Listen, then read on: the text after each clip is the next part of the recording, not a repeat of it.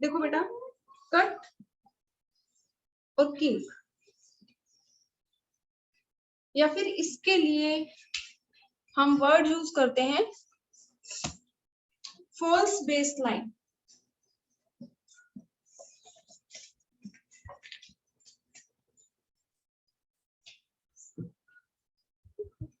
ये हम यूज करते हैं जब हमारा जो ओरिजिन पॉइंट है, यानी कि जो जीरो है, जीरो, और हमारे वेरिएबल की जो भी वैल्यूज हमें गिवन है, फॉर एग्जांपल अगर एक्सपोर्ट की वैल्यूज गिवन है या इंपोर्ट की वैल्यूज गिवन है, तो उस केस में जीरो और जो भी हमारी स्मॉलेस्ट वैल्यू है उसके बीच का अगर डिफरेंस ज्यादा है, तो उस केस में हम यूज करते हैं कट या किंग, जिसको हम बोलते हैं false base line. For example अगर हमें वैल्यूज शो करनी है 501, 502, 503, 504, 505, तो ये वैल्यूज प्लॉट करने के लिए हम जो स्केल यूज करेंगे,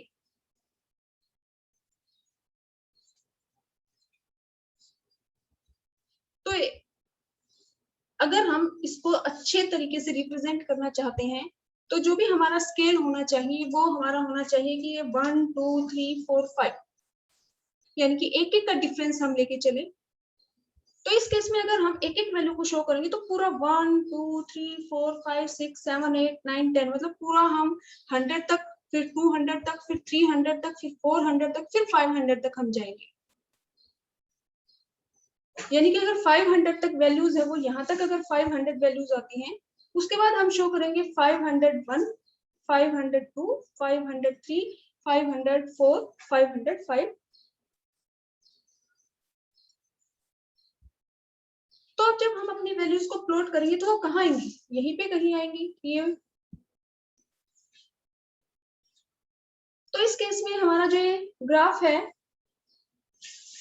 आप देखिए इतना बड़ा पार्ट हमने ग्राफ पेपर का हमने यूज किया है। ग्राफ जो भी पेपर हम यूज कर रहे हैं उसमें से इतना जो पार्ट है वो हमारा वेस्ट हो गया,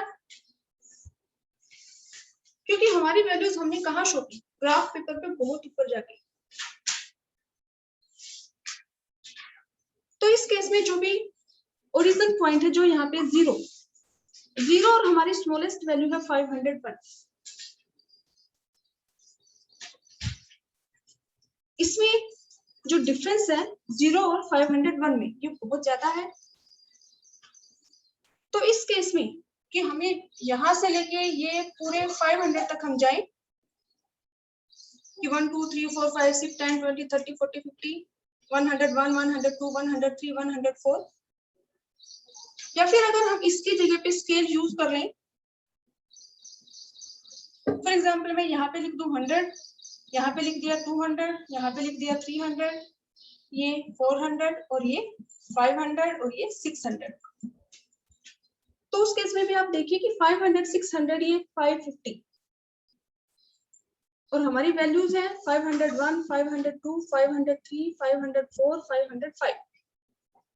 तो कहाँ शो होंगी? इस 500 और 550, और इसके मिड में अगर हम बात करें तो 525। अब और इसमें जाए तो यानी कि सिर्फ इस स्मॉल से पार्ट में हमें ये सारी वैल्यूज शो करनी पड़ेंगी। तो हमारा जो ग्राफ है वो हमारा अच्छे से वैल्यूज को रिप्रेजेंट नहीं कर पाएगा। तो इस केस में हम क्या कर सकते हैं? यूज कर सकते हैं कट का, किंग का, या जिसको हम फॉल्स बेस लाइन बोलते हैं। यानी कि ये सारी नंबरिंग करने की बजाय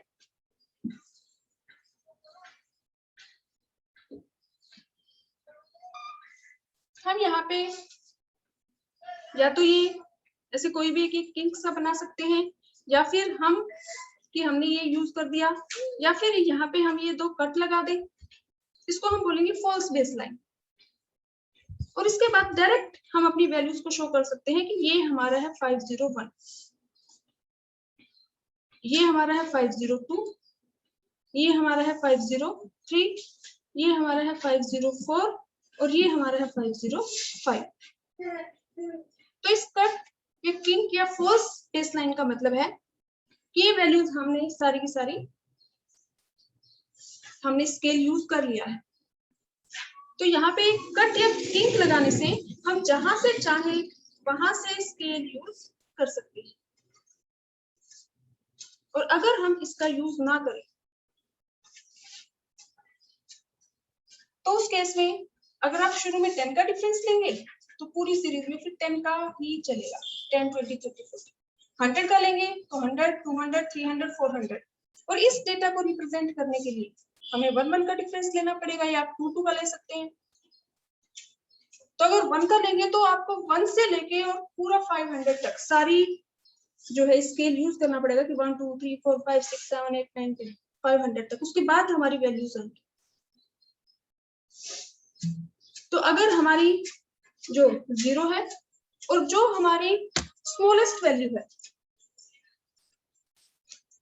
अगर 0 और स्मॉलेस्ट जो वैल्यू है उसके बीच का डिफरेंस बहुत ज्यादा है तो उस केस में हमारे ग्राफ पेपर का बहुत सारा जो एरिया है वो वेस्ट ना जाए।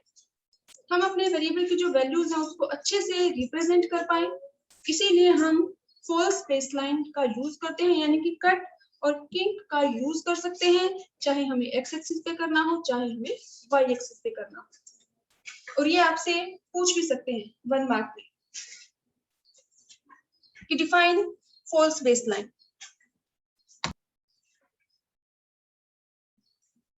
फॉर एग्जांपल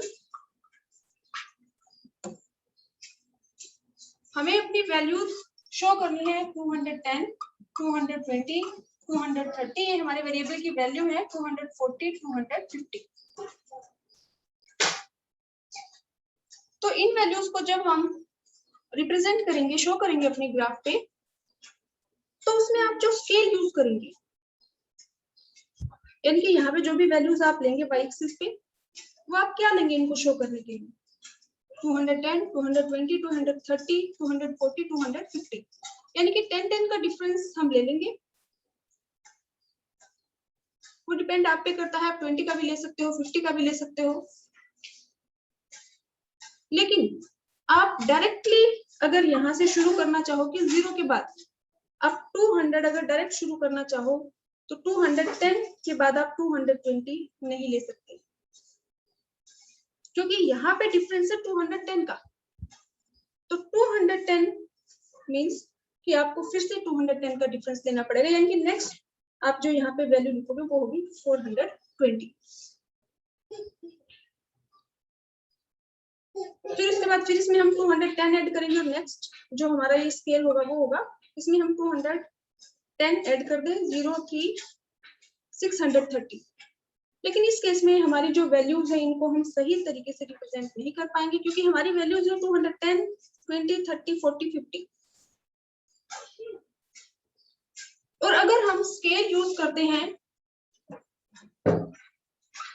फॉर एग्जांपल हमने स्केल यूज कर दिया कि ये है 50, ये है 0, तो 50। अगर पहली वैल्यू हमने 50 ली है, ये डिफरेंस 50 का है, तो नेक्स्ट जो हमारी होगी वो होगी 100। नेक्स्ट हमारी होगी 150। यानी जितना डिफरेंस आपने लिया है वही डिफरेंस सेम आपका चलेगा, कम ज्यादा आप नहीं कर सकते। अब ये 200 और ये हमारा हो गया 250।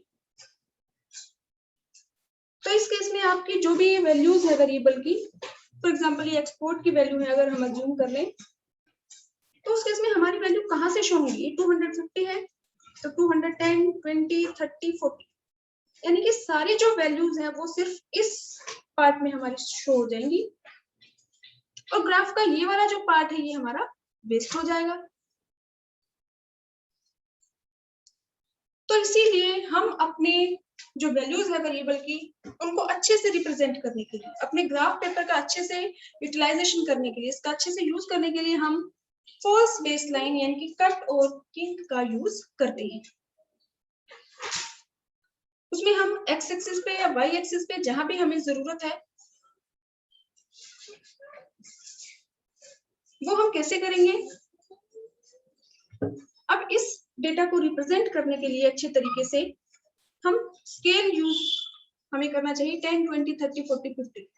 लेकिन अगर हम यहाँ से लेके ये 10 है, ये 20 है, ये 30 है, 40 है, 50 है, 60, 70, 80, 90, 100, 110, 20, 30, 40, 50, 60, 70, 80, 90, 200। अब 210 यानी कि इस पार्ट में हमारा ये शो होगा यहाँ जाके, और ये हमारा सारा जो पार्ट है ग्राफ का वो वेस्ट होगा। तो इस सिचुएशन से बचने के लिए जब हमारी जो ओरिजिन पॉइंट है यानी कि जो 0 है, 0 और हमारे वेरिएबल की जो स्मॉलेस्ट वैल्यू है इसके बीच में डिफरेंस ज्यादा है, तो उस केस में हम यूज करते हैं कट या किंक का, फॉल्स बेस लाइन का। और इसका यूज करके हम क्या कर सकते हैं कि फॉर एग्जांपल हम यहाँ पे डिफरेंस ले रहे हैं 10 का, तो हमने 10 लिख दिया। उसके बाद आप यहाँ पे कट लगा सकते हैं या फिर एक किंक यूज कर सकते हैं। इट मीन्स कि आपका 10 का डिफरेंस हो गया, और इसके बाद आप डायरेक्ट यहाँ से शुरू कर सकते हैं 210, 220, 230, 240, 250। मीन्स कि 10 का डिफरेंस है।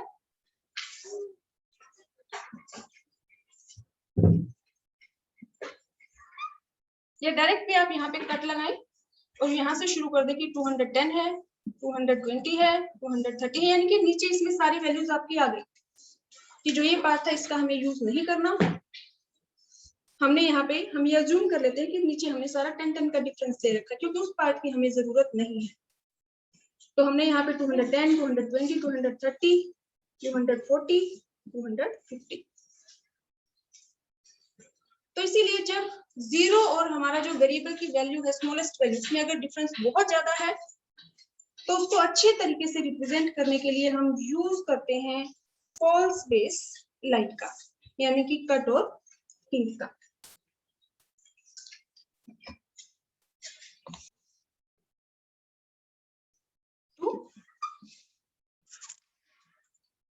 और more than 2 variable graph.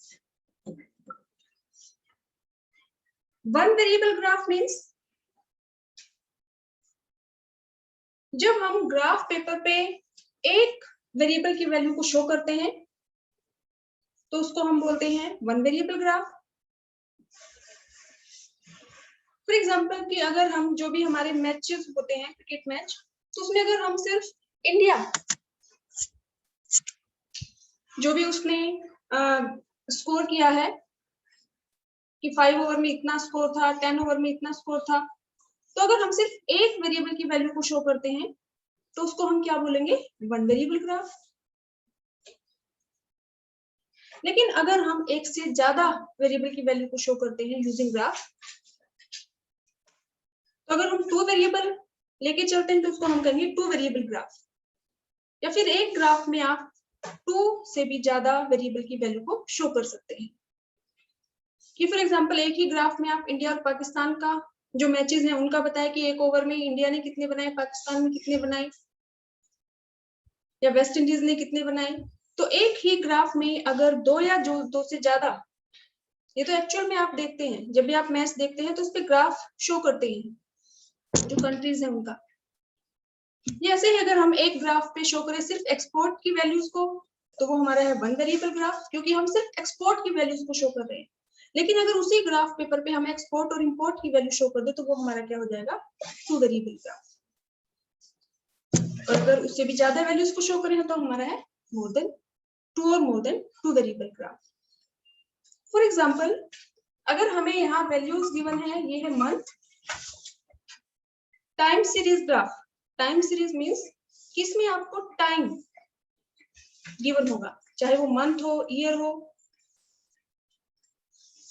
तो यहाँ पे हमें मंथ गिवन है और ये हमारी वैल्यूज है एक्सपोर्ट और इंपोर्ट की।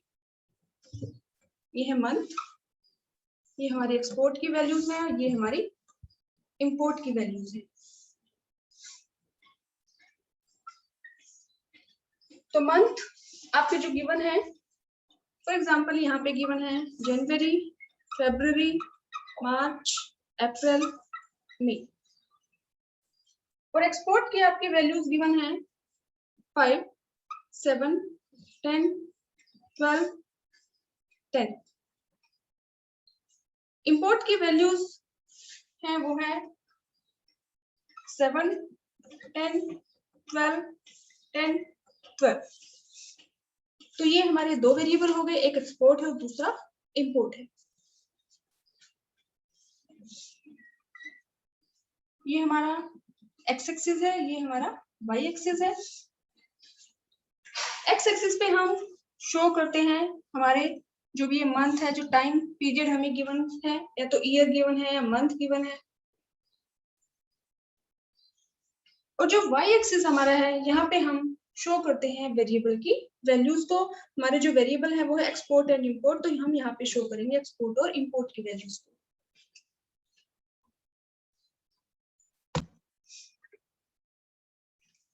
तो ये हमारा एक्स एक्सिस है। एक्स एक्सिस पे हम शो करेंगे हमारा जो भी मंथ या जो भी ईयर हमें गिवन है। वाई एक्सिस पे हम शो करेंगे हमारे वेरिएबल की वैल्यूज को, एक्सपोर्ट और इंपोर्ट। अब इसमें ये हमारा है, हम मंथ यहाँ पे लिख लेते हैं, ये जनवरी, फरवरी, मार्च, अप्रैल, मई, जून। और यहाँ पे हम ले लेंगे वैल्यूज। तो इसमें हम देखते हैं जो हमारे वेरिएबल की मैक्सिमम वैल्यू है वो है 12 तक। तो अभी ये जो स्केल हम यूज करेंगे ये आपके ऊपर डिपेंड करता है कि आप 1, 2, 3, 4, 5, 6, 7, 8, 9, 10, 12 लो, या फिर 2, 4, 6, 8, 10, 12 लो। तो यहाँ पे हम ले लेते हैं 1, 2, 3, 4, 5, 6, 7, 8, 9, 10, 11, 12। जब भी आप स्केल का यूज करेंगे तो ध्यान रखना है स्केल आपका ऐसा होना चाहिए कि जो पूरे जो ग्राफ पेपर है वो आपका सही तरीके से यूज हो। ऐसा ना हो कि बहुत सारा उसका जो पार्ट है वो वेस्ट हो जाए और आप छोटे से एरिया में ग्राफ बना दो। या फिर स्केल ऐसे भी यूज ना करें कि ग्राफ पेपर पे वो हमारा पूरा ही ना आए। तो जो स्केल है वो बहुत सोच समझ के आपको डिसाइड करना है कि कैसे आप अपने डेटा को अच्छे से रिप्रेजेंट कर सकते हैं। तो यहाँ पे मैंने वैल्यूज ले ली 1, 2, 3, 4, 5, 6, 7, 8, 9, 10, 11, 12। अब सबसे पहले हम देखते हैं कि जनवरी में जो एक्सपोर्ट की वैल्यू है वो 5। तो यहाँ से हम लेंगे जनवरी और यहाँ ये 5 सामने एक डॉट लगा देंगे। फिर फेब में एक्सपोर्ट की वैल्यू है 7, तो फेब में इसकी वैल्यू हम ले लेंगे 7।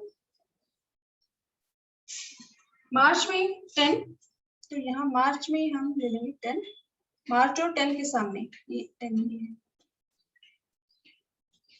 उसके बाद अप्रैल 12, तो यहाँ से अप्रैल और ये इसके सामने 12। मई में 10 है, तो यहाँ पे मई में हम ये ले लेंगे 10। अब इसको आप स्केल की हेल्प से इसको ज्वाइन कर देंगे। ये हमारा है एक्सपोर्ट को शो कर रहा है।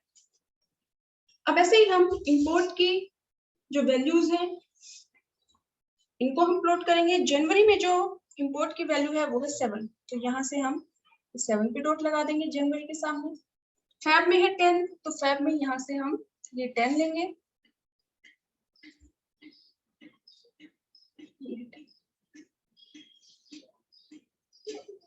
मार्च में 12, तो मार्च में यहाँ से हम ले लेंगे 12। अप्रैल में 10, तो यहाँ अप्रैल में हम ले लेंगे 10।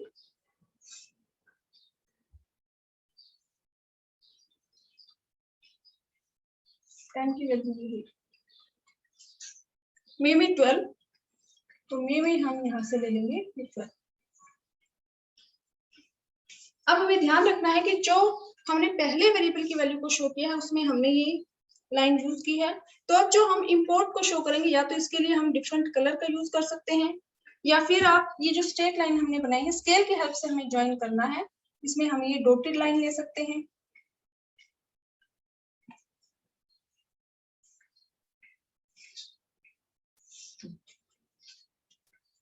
डिफरेंट लाइन लेने का मतलब कि हमें कंफ्यूजन ना हो। अब इसमें हमें देखने से ही पता चल रहा है कि ये जो है ये हमारी शो कर रही है एक्सपोर्ट की वैल्यू को, और ये जो वैल्यूज हमारी डॉटेड लाइन है ये हमारी शो कर रही है इंपोर्ट को। तो हम इजीली कंपेयर कर सकते हैं एक्सपोर्ट और इंपोर्ट में कि किस मंथ में हमारे एक्सपोर्ट ज्यादा थे, किस मंथ में हमारे इंपोर्ट ज्यादा थे एक्सपोर्ट की बजाय।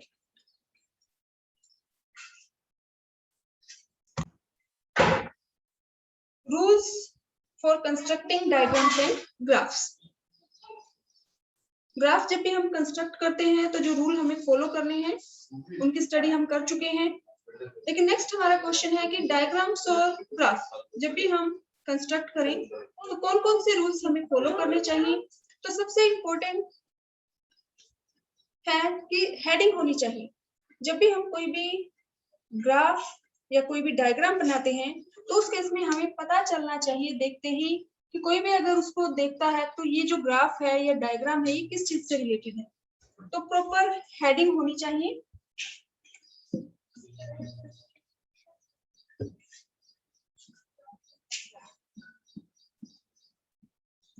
प्रॉपर हेडिंग मीन्स कि जो हेडिंग है वो क्लियर होनी चाहिए,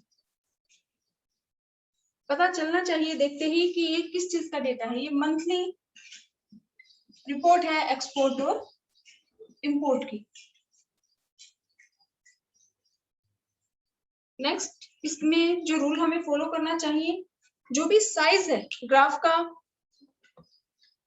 या डायग्राम का वो आपका प्रॉपर होना चाहिए। ऐसा ना हो कि जो भी पूरा पेज है उस पे आप किसी कॉर्नर पे छोटा सा कोई डायग्राम बना दें या फिर डायग्राम ऐसा बना दें कि जो उस पूरे पेज पे फिट ना हो। तो जब भी आप डायग्राम या ग्राफ बनाते हैं तो ध्यान रखना है कि वो जो भी पेपर आप यूज करते हैं उसके अकॉर्डिंग होना चाहिए। कि फॉर एग्जांपल अगर मैं कहूँ कि ये पेपर है और इसमें मैंने इस कॉर्नर में एक ग्राफ बना दिया, बाकी सारा हमारा पेपर ऐसे ही उसका यूज हमने नहीं किया, तो जो भी साइज है ग्राफ का या डायग्राम का वो प्रॉपर होना चाहिए। उसके बाद नेक्स्ट जो रूल है वो है जो स्केल हम यूज करते हैं ये भी प्रॉपर होनी चाहिए। हम स्केल ऐसा यूज ना करें कि फॉर एग्जांपल जो भी ये ग्राफ अभी हमने ड्रॉ किया ये पूरे ग्राफ पेपर पे है, लेकिन अगर हम ऐसा स्केल यूज कर दे कि ये सिर्फ हमारे इस थोड़े से पार्ट में, ये इसके और इसके बीच में पूरा ग्राफ हमारा बन जाए, तो इट मीन्स हमने जो स्केल है उसका प्रॉपर यूज नहीं किया।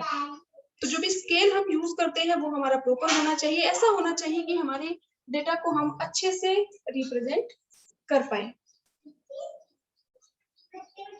इसके अलावा इसमें जब भी हम ये ग्राफ बनाते हैं या कोई भी डायग्राम जब भी हम ड्रॉ करते हैं तो उसमें जैसे फॉर एग्जांपल अगर हमने 2 वेरिएबल ग्राफ बनाया तो ये हमने एक डार्क लाइन ले ली, दूसरी लाइन हम ड्रॉ कर रहे हैं तो उसमें हम डॉट का यूज कर सकते हैं या अलग कलर का यूज कर सकते हैं ताकि हमें पता चले कि हाँ ये अलग अलग ग्राफ है।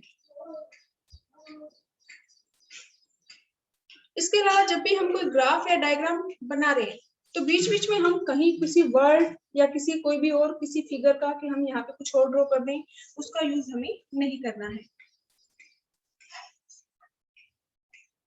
जब भी हम कोई भी ग्राफ या टेबल बनाते हैं तो साथ में उसके टेबल जरूर होनी चाहिए, क्योंकि टेबल अगर साथ में है तो इसको समझना और भी ज्यादा इजी है। अगर टेबल नहीं है तो उस केस में अगर जो भी ग्राफ है इसमें थोड़ा बहुत भी अगर वेरिएशन है कि ये हमने यहाँ शो कर दिया और एक्चुअल में ये यहाँ है, तो उस केस में हमारा जो कंक्लूजन है वो हमारा सही नहीं आएगा। यानी कि जो ग्राफ या डायग्राम से उनका मिसयूज भी किया जा सकता है। तो इसीलिए जब भी हम कोई भी ग्राफ या डायग्राम बनाते हैं तो उसके साथ हमें टेबल का यूज जरूर करना है। टेबल साथ में जरूर दी जानी चाहिए।